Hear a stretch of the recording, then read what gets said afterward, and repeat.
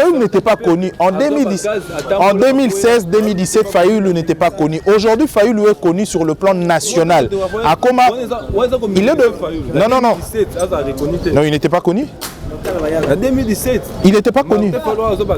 2017, moi, je pense que Senko a le plein droit. Et d'ailleurs, Senko a le barango. Senko a joué un rôle mouné Ninambo Canabiso. Parce que, étant un journaliste et à terrain, je sais au moins ce que la Senko a fait. Au moins, Senko en 2017 et 2016, opposition comment qui est soufflée. 2017, opposition comment est soufflée. Tu vas soutenir aussi la Kabila. C'est Senko qui a prêté qui va béquer aux politiciens. Kabila veut se faire un poids. Après avoir perdu, aujourd'hui, qu'on s'aligne na Fayoulou azali pe mokete. Il faut reconnaître Fayoulou a commis aza o azali ki lobité. Fayoulou aza sou azali ki lobité. Le plus grand gagnant de l'élection c'est Martin Fayoulou.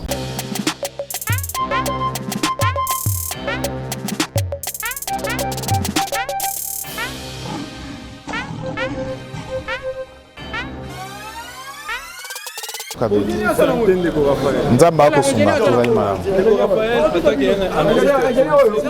Mwana mboka affaire Jeep. Tango ozwaki on a matoyi on a ba version na mo. Ojishaki ya mo. Bon, d'abord premièrement, il faut qu'on avoue ngo.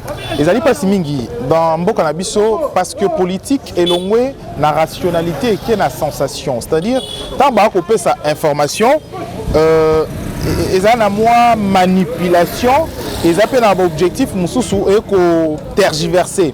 Alors, vraiment personnellement, dans mon akango malamu mingité un peu déplacé que juste moi groupe ya bateau va bénéficier na eloko moko. To ezaki don ya président de la République. Mais naye kolandela tango naye kolandela naye comprendre ko yoka batu misusu koloba ezalaki bongote et la vraie information ezalaki que ba mituka yango ezali kaka dante mais ezali facilitation. Donc le député nationaux bazali bato moko baroki kotika bangote na danger parce qu'il faut voyer ba député mingi bando kende pe musala na ba moyen de transport moko très compliqué ba misusu bazanga ekutu ba moyen de transport et ba misusu to mona bango ka bazara na ba catch o to benga communément catch na Kinshasa ba IST ba misusu kutu ba kota ba crédit pour na luka bazwa moyen de transport. Je me pose la question. Celui qui est censé légiférer, peut auditer, ko sala ba audit, ko sala ba loi, ko sala musala ezali ya makambo ya mboka na biso, soki amitié na ba conditions et singélité, mutu wana kozala tenter azala a tremper na corruption, a tremper na mabe, mais ezali mabe. La question, moi personnellement, à répondre à Ezali Mabete, ce qui le président de la République a facilité bango de marche na bango pour obtenir au Babandaki Koluka. Mais Ezala Mabé, ce qui est sous condition. Wanande Ezala Mabé, mais dans la mesure où Ezali facilité par le chef de l'État Ezali Mabete. Obi Namboka Nabiso depuis toujours, même à l'époque il y a Mobutu, tout à l'époque il y a Kabila. Kabila d'ailleurs a fait ça bateau belé. Mituka tout le monde na Congo, tout le monde a député nationaux. Tobo Sanate Prado, Tambando le bango za Mituka ba député. Marc Moko ba Mituka je crois Tyran sur le mot Mituka bongo. Extrait. Ezaki pour la professeur na université. Donc le chef de l'État peut faire également un don. Mais tout ça la période où il y a crise où Makambo nyonso ezali centralisé tout simplement. Dans Makambo etali crise, le chef de l'État ne peut pas également que ça la dépense moko ebele bongo. Alors là nako meka ko ça là une petite révélation en tant que moto on a bien tellement mo kendengeni Makambo etambolaka. Vous savez, les gens parlent de 27 millions de dollars. Mais ils oublient, l'État ne dépense pas très souvent mbongo de facture 27 millions à PCP 27 millions. Il y a des concessions par exemple à ce qu'entreprise Hyundai déjà en représentation awa l'État recule le bas par rapport à la taxe au bofutaka bobando futa na échéance boyene nini boy paiement na biso tozu crédit et tout. Il y a quand il y a une représentation na pays, il y a des facilitations, il y a obtention, il y a crédit et autres. Moi, je pense certainement qu'il y a eu peut-être ma collaboration pour en faciliter les 27 millions et qui décaissé directement Boété. Et qu'on a la procédure sous paiement. Donc voilà. Manipulation, c'est à côté, il y a député, tout côté, il y a président de la République. Parce que Daniel Safou, vidéo est circulée. On nous avait promis Jeep. On nous avait promis des Jeeps. Vidéo est réalisée par Ngamoko. Alors, Batoba Kati parti comme l'intégralité à vidéo na lobby, on nous avait promis des Jeeps où ils allaient lier la fonction na biso. Ça, Batoba Bossani Ango. Donc, elingi olobanini. Autre chose dans le bazanini, manipulation au lobby, on a manipulation et alinani. Motoaboua qui information on a na public pour na objectif nini. Au moins une manipulation on a dans le bayango parce que l'État, gérer l'État, c'est toujours les affaires des millions. Au moins, jamais l'État sali mosala moko à 200 francs, 300 francs. Si tant que il faut que ça il y a l'État, toujours dans les réseaux sociaux, toujours en public. Et zali na parti moko balobaraké secret d'État. Oui, secret d'État tant balobaron secret d'État pourquoi? Pour éviter bateau la sensation moko par rapport il y a fait mon sousou par exemple toloba nzela oyo il y a Nguma. OK? Pendant Obongisango, il y peut-être $80,000. OK? Pendant Mutumusou, selon lui na makanisi na ye. Alors le non, ngai expertise na ngai to expérience na ngai et ça avec $5,000. Alors que l'État ba étude ya faisabilité ba futarango biloko nyonso wana ça compte. Yango pourquoi voilà pourquoi balobara makamususu bakoki kolobango et pas batonio sauté. Le nom dit na gestion à l'État. Bakoki ko yebisa binoté à tout moment de chiffrer des chiffres parce que bobando yo kaka mitu passe ba millions. Yango ata bato basali comptabilité, je crois certainement yo sala comptabilité. Ba chiffres à révéler. Hein? Dans l'État, qui va chiffrer à 80 millions 500 000. Donc tout ça, on ne peut pas exposer à tout moment, tout ça sensationnel. Politique, il faut éviter pour que Makambo avance dans le boca.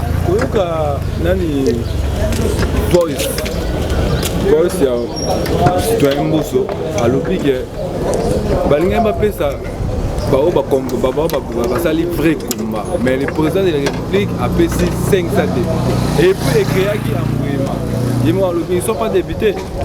Donc, c'est quelque chose de tellement et ça récompense. Est-ce que la récompense est allée ou on vous a facilité? C'est ça maintenant on n'arrive pas à comprendre. Parce qu'il faut éclairer Bisso opinion et autres. Est-ce que c'est une facilitation ou c'est un don? C'est ça maintenant le problème. Parce que ce qui est facilité, ce n'est pas un problème.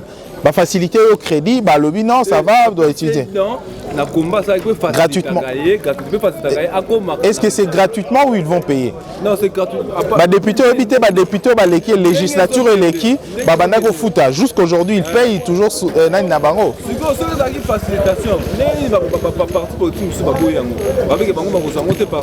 C'est une corruption à ciel ouvert. Non, on est là parce que Batunion Sobayo qui m'a camboana, Bamsou Barumo Banga, Bamsou Barumo Banga, pointé Bango du doigt, Bamono na Jipuana, que de députés, certainement. Non, personnellement, c'est un choix en fait. Recevoir également. On évite les députés, Moussou Baboya, Batamora, Bapradota et Péro d'Akabila. Les députés, Moussou Batamora, Bazoaka et Ango. Voilà. Donc, c'est également pareil. Moi, j'ai un frère. Un frère, je l'appelle un frère, Billy Kambale, secrétaire général, il y a UNC, ou Azaki ministre. Pendant qu'Azaki ministre, Billy Kambale a une voiture, jamais il y a ministère. Il jamais na cortège et tout. Avec une voiture, na moko et c'est fini. Donc c'est un choix également. Pour la Moutou, Kotambola Nenge Sengeli, il y a dotation, il y a fonction, c'est un choix. Ce n'est pas boy. Ils ont un problème. Bamoussou Balobi est un véhicule de service. Donc, moi, Jean-Jacques, j'ai un véhicule de service. Dans le véhicule de service, c'est un les signes au Tiki Yango. Non, je ne pense pas. Bamoussou Balobi est allé combat. Voilà pourquoi on a éclairé l'opinion. C'est fini. Lever Bamoro, Naniwana, débat, polémique. sensation bato misu ba ko utiliser yango oyebi tango ko sala bitumba surtout la politique so ko eloko ko lobeza sous te et comme akara juste ko utiliser ba sensation pour na attirer un peu qui na kasa poste ya président ya l'Assemblée nationale abi bientôt là bazotinda ba député rapporteur après ça va financer ba député ba les na ba plateau ba défendre ba Jeep wana madame Christelle va défendre honneur na bango ezaki sali to va défendre kaka ba Jeep parce qu'il faut kolobela o mususu peut-être va défendre honneur na bango ezaki sali koloba ki ba député bazaki corrompu ça c'est autre chose mais koloba également que ba les kana député pour ba les kana télévision pour ba défendre kaka ba Jeep c'est autre chose aussi voilà pourquoi il faut éclairer en fait cet audio na yo ki angoté mais moi je crois certainement il y a des choses donc voilà ce na yo ki ango peut-être na ko se souvenir na ko ki komeka wa analyser non moi je pense que na Congo Nani, sensation et côté moi mingi. Moi, je ne suis pas d'avis vraiment que groupe Moro et Batoba bénéficient plus que les autres. Parce qu'il n'y a pas mon au-delà de Missoussou. Mais ce qui est la facilitation, je ne pense pas qu'il y ait déranger mon tour. Parce que tout Congolais a besoin peut-être de faciliter. Autant le président de la République a facilité les jeunes entrepreneurs. Pour avoir business, pour avoir entreprise, et poser un problème. Non, c'est une facilitation. Donc facilitation ne pose pas un problème même dans le pays Moussoussou. Un chef peut faciliter subalterne. Fayoulou, on a deuxième Fayoulou, selon le RIMER. Parce que le RIMER, ça fait aussi partie de la source d'information. Ce qui est vrai. Et vous appelez source d'information, fausse, et vous appelez quoi? Rencontre na bango misatouana. Ndeko Raphaël, est-ce que ça pour nous partager à côté? Non, Kabila n'est plus aux affaires, mais peut-être bon, c'est partager des tâches. C'est pas un problème. Peut-être Kabila est en opposition également. Il faut que Kabila, c'est vrai, il n'est pas mort. L'homme Kabila, il n'est pas mort. Le politicien Kabila n'est pas mort. En politique, en politique, tant que au coup final souffle de vie ezananou, kolobate que politicien koufi, il peut renaître et puis à ça Jean-Pierre Bemba en est l'exemple.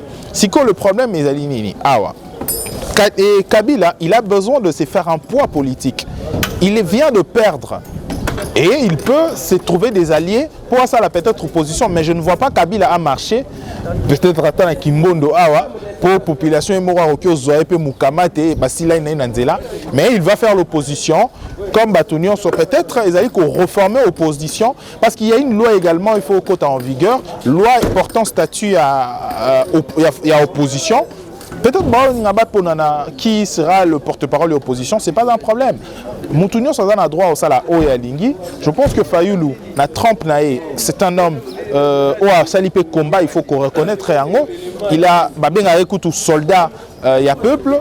Je crois que tout le monde a le droit et a la possibilité de faire sa politique comme il le pense. Deux volets. Volet Liboso, c'est le dynamisme de la politique. Politique, toujours dynamique. Donc, droit n'est pas statique. 15 heures. C'est ça la politique. Alors, Token a volé Moussou Ezali Nini. Ezali que Kabila veut se faire un poids. Après avoir perdu, Pionion Sanaye Makasi Wanazali Nabango. Aujourd'hui, qu'on s'aligne na Fayoulou Azali pe Moukete. Il faut reconnaître Fayoulou a commis Aza ou Azaki Lobité. Fayoulou. Non, Fayoulou Aza sous Azaki Lobité. Le plus grand gagnant de l'élection, c'est Martin Fayoulou. Pourquoi? Parce que Fayoulou Azalaki inconnu. Na quoi venir Fayoulou au hôtel Mangana et au télémi, petit quartier n'a pas Benga Fayoulou Baleki. Mais aujourd'hui, non, Fayoulou n'était pas connu. En 2016-2017, Fayoulou n'était pas connu. Aujourd'hui, Fayoulou est connu sur le plan national. À comment il est de non. Non, il n'était pas connu. En 2017, il n'était pas connu. 2017, il a raté. La dynamique opposition, le Moutouaï Bana Makasi Kole Kabaron, c'est F Bazaïba, Kofo Ingila, Fayoulou T. Tu vois, aujourd'hui, Fayoulou a commis connu. Tu vois, a commis sur le plan Oro Kenena Bakwanga. Au Moni Batouaïbi Fayoulou Bazali, na Kasaï, Batouaïbi Fayoulou Bazali, Équateur, Batouaïbi Fayoulou Bazali. Et aujourd'hui, a commis quand même poids Nakatia courant politique. Il peut quand même dire quelque chose à Bengi Pelelo, ville morte, 5 personnes, 6 personnes, 10, 40, 50, 100, bah, on peut répondre. Donc, Fayoulou, na Kabila, bah, ça la peu poids, Kabila a l'argent, Fayoulou a son public, bah, politique, on a besoin d'une opposition dans ces pays. Seul le président de la République ne peut rien faire. L'opposition rôle dans critiquer pour que les choses avancent. Aujourd'hui, par exemple, la décision basée à Makamba coronavirus, personne n'en parle. L'opposition n'en parle pas, mais la population est souffrir. Jour à Liboso, basé qui décision Makamba ya transport. Et là où l'opposition devait tirer, c'était sur des conséquences aux autres touchés peuple. Mais l'opposition aujourd'hui réagit tout simplement tant qu'ils ont intérêt à bango à partage à pouvoir. C'est ça maintenant aux alliés dangereux. Voilà. Ça sera difficile, je vous jure. Connaissant déjà Koyoka moi mon information, hein, Kabila na Katumbi Simbarate. Kabila na Katumbi ezara vraiment matata mingi, ezara mbutu à tel point que normalement nango eza butu na moi. Mais la politique n'est dans le bagage dynamique. À tout moment, on partage. On a estimé qu'il y avait sur la pointe, l'autre a apporté plus. C'est possible. Merci beaucoup de votre Kutana. Qu'est-ce qu'on a pour la 5 ans? On a dit ceux qui m'ont à critiquer le Kouana pour la déclaration à 5 ans, pour voir en place la ligne probablement va écarter va écarter des éléments pour la 2023. Félix Tshisekedi Azala Yemoko leader opinion. Voilà.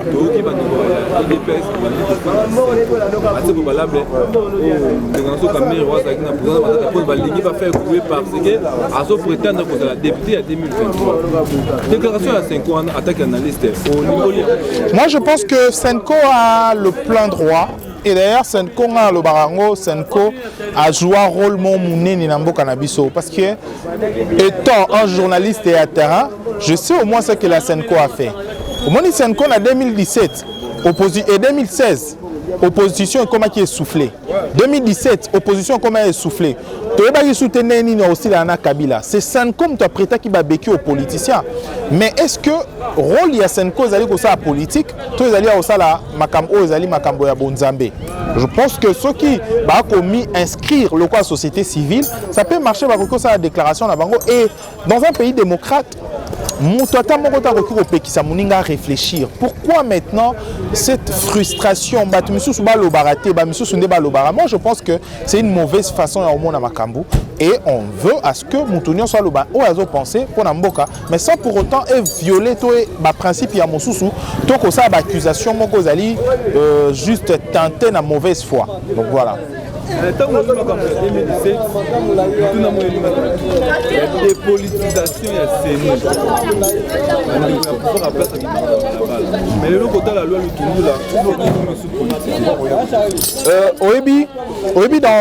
Dans plusieurs pays africains, comprenant que pour la Makambo, dans plusieurs pays du monde d'ailleurs, pour la Makambo, hein, et le élection, il faut pas la élection. Normalement, il faut élection co-organisée na CENI, où les organes, au ministère et intérieur de organiser des élections. Pourquoi? Parce que CENI, tant où il y a crise. Dans la période où la crise des Alara Namboka, il y avait belligérants, c'est-à-dire 1+4. Koto Boyozo le Boza président, Koto Bomutuswa le président, Koto Boy. On ne savait pas comment faire et comment s'en sortir. Voilà pourquoi créer qui CENI. Mais après, quand Makamunio se zone normal, il faut la CENI, supprimer la CENI. Bazong sa Makamunio se zone asiko na ministère intérieur à organiser des élections. C'est comme même na Brazzaville, hein, je crois, dans le banc sous réserve, na Brazzaville et d'autres pays du monde, ça là au ministère intérieur qui organise des élections et non structure comme CENI. Structure comme des CENI, c'est ekoki osalemaka soki crise ezali na état moko anormal, mais na état normal c'est toujours le ministère de l'Intérieur qui s'occupe. D'ailleurs, identification et le reste c'est le ministère de l'Intérieur, et il faut bazongisa attribution pour organiser un peu des élections. Et toza cette fois-ci na confiance que ministre intérieur akoki ko zala motoka kate à président de la République to yana niboué asalango avec objectivité. Voilà. Est-ce que pouvoir en place Gondima état ministre intérieur mutumo aussi dans nulle part aussi na parti politique débatté maman bon oyebi le mal maintenant eza voilà pourquoi na ko monango et comme contraste ezali que dans d'autres pays on a lobby que c'est le ministère de l'Intérieur qui organise l'élection, et ça pays où on a commis un sens et patriotisme, un sens élevé et conscience sur le PCO pouvoir nommer au ministre, et ça parce que il faut rendre compte la partie politique mais par contre il faut travailler pour l'État aux redevables envers parti politique naote, le président et parti politique naote, mais aux redevables envers l'État. Mais tant qu'on reçoit les babongo, tant qu'on monte à se sentir déjà redevable envers le président, ça sera difficile. Voilà pourquoi je n'ai qu'aux approches c'est très bien, et aux moins compliqué que le ministre intérieur peut parce qu'il est déjà choisi par son parti politique. Il y a déjà choisi par son parti politique, Raphaël Walokonka, de l'église à il y a un état de siège. L'état de siège, tout le monde a un cadre de moi qui mia, moi espoir et comique aux hommes. Mais à notre grande surprise, le président a été lamenté. Quand on a été lamenté parce que alors qu'il m'a campé des magouillères, tout ce qui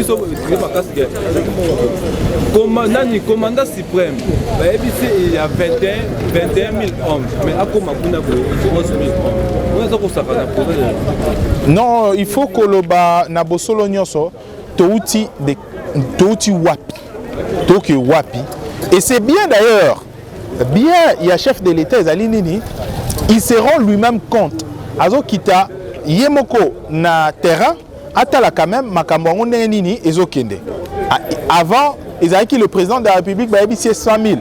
Abi 100 000 peut aller qui la télévision nous a 100 000. Mais aujourd'hui l'honnêteté scientifique et a chef de l'État a kolobela bino ouvertement que bakosa kinga basaya ki boye et ba sanction na so elandi et olakisake ba misusu batika engelo banini. Tolobela déjà depuis toujours ba fictif na armée na biso. Ba tout ba makambo ebele baloba ba reprocher sur l'armée. Voilà pourquoi ils allaient kolakisa vivement, clairement que makambo batouanda qui oloba ezali vrai. Et il est temps également d'identifier kotanga batonini o bazali nakati armée na biso, parce que peut-être bato batinda ki bango o kansa batindi 10 000 bazumbongo 10 000 ba ko kende zo ba ke 10 000 te ba ke 5 000 et ko bénéficier na moto o atindaki. Voilà. On a dit na Kalemi, la 32e région.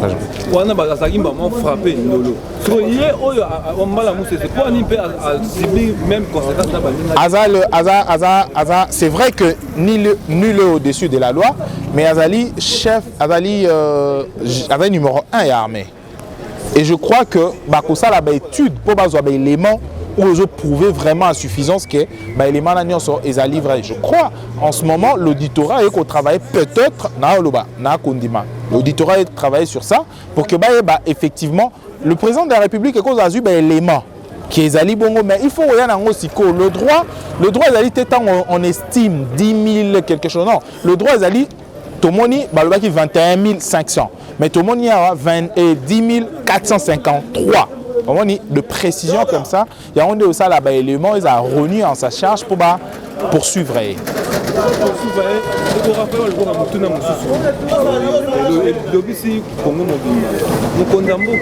Banda comme chef de l'État, l'entourage n'a 15 morts. Les bosseurs à qui Vital Kamel, les bosseurs à qui Bakani espion Bouyana, Rwandais Moka avec un. Mais ce qu'on va mort, on s'est répété. Ce qui est à qui Corona, Corona c'est ça maladie à caractère respiratoire. Mais le Corona, ils ont pour n'avoir battu IDPS, battu INC sauté. Je ne m'aimerais pas en fait pointer du doigt, accuser Bateau, mais c'est vrai qu'on a entendu beaucoup de choses. On a entendu l'empoisonnement, Corona et autres. Ce que mort naturelle peut exister. Et également, quand voyager, coronavirus ça existe. Lioué pour nara mototé. ah ndeko nanga dodi tokozala na yo boto kotambola na yo okamwaka boye. Moi je pense que la mort to mystifie en côté au monde africain biso ba africain ce que liwa ezali to nga toujours to ba liwa eloko nini eza na sima liwa mais liwa naturel pe ça existe mais quand il commence à les belé et comme à kotinda Batoma Namitune et Belé, je crois certainement depuis un moment donné, des infectés qui déjà présidence, mais enquête et le jour où Okanga Azali derrière les Cameroun, Songolo Pakala, on l'arrêtera certainement parce que ôter la vie d'une personne est le paroxysme de la méchanceté. Donc voilà. Merci beaucoup, Raphaël. Tu es sur le Cameroun et Covid-19. Tout le monde a dit dans la première vague. Conditions sur mais si on a troisième vague, ils ont respecté. Non, c'est tout simplement parce que gestion à Makambo Covid et que ça m'a bien été et que de personnes qui sont censées d'abord communication, oui, na vie, communication est la base. Quand on communique bien été. Yo mo ça appelle makam bien té. Ouais. Eza le quoi ce qui communication nanga ezali au pointé. Moto oyeba te ke awa na usukola maboko awa na okende boye. Nyonso na ok et recréer disconfiance, to recréer méfiance envers bato ba ko sala ba ko gérer quoi. Alors, autre chose. Covid ba ko gérer en nini.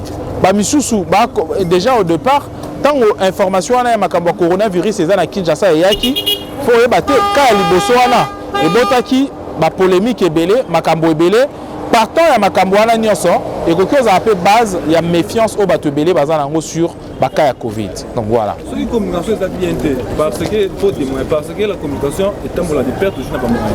Mais tant communication maladie ou pandémie ou faut détruire le monde déjà bien au moment où on a va débuter qu'on a besoin de bénéficier va dire gratuitement. Est-ce que on a le peuple d'abord côté au peuple à donner la rame deuxième vague et écoute ma paix pour les première vague. Donc moi je pense que la gestion tant bapé sur gestion à Covid et ezali na ba budget moko obimaka ebele hein ba ministère ba organisme ba FMI ba place ebele ba kotinda mbongo pona ko soutenir ba pays bazali touché na coronavirus et d'ailleurs c'est ezakaka l'État nabiso congolais aura prise en charge à Covid totalement té bato misusu ba ko soutenir biso na Covid. Alors gestion à Covid, il y a un problème, il y a communication, ce n'est pas le moyen qui manque. Bon, mais le problème est que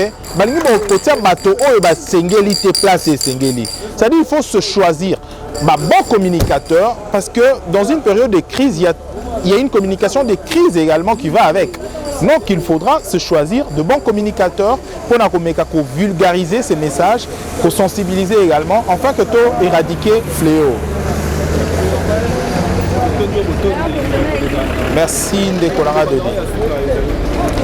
Le balanga ya suka ezali ya kosenga ba congolais tozala na bolingo ya mboka na biso tozala unis comme un seul homme pour na to créer mboka na biso ya sika. Et d'ailleurs, on a souhaité dans l'occasion de souhaiter à Congolais bonne fête d'indépendance. Coronavirus. Voilà.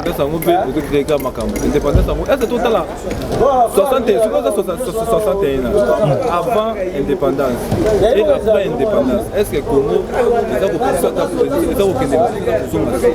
non, c'est vrai qu'il y a beaucoup de choses à faire. Makamboza qui est belé à Mabé Nambo Canabiso, mais je vois à petit pas tout avancer. À petit pas vraiment, tout avancer. Mais par place, nous sommes peut-être aux zones à Sima. Est-ce que tu sais qu'il y a une incarnation, il y a un changement autre de ouais, le changement, c'est pas le chef de l'État. Le chef de l'État a boosté le changement. Mais le changement, c'est tout individu. Moutounion soit la conscience à changer. Le chef de l'État a un rapport à booster Batou. Parce que lui, il peut changer.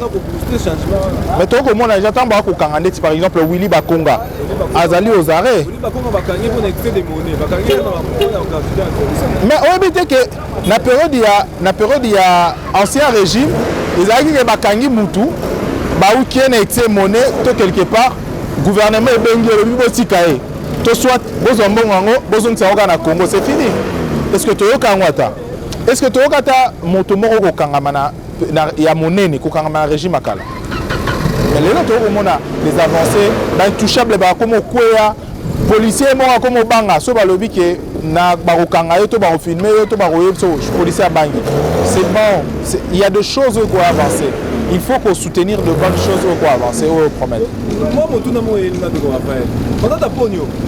Aouti et sika ta ekuna aye, abi aye ko la face na justice. Mais justice tango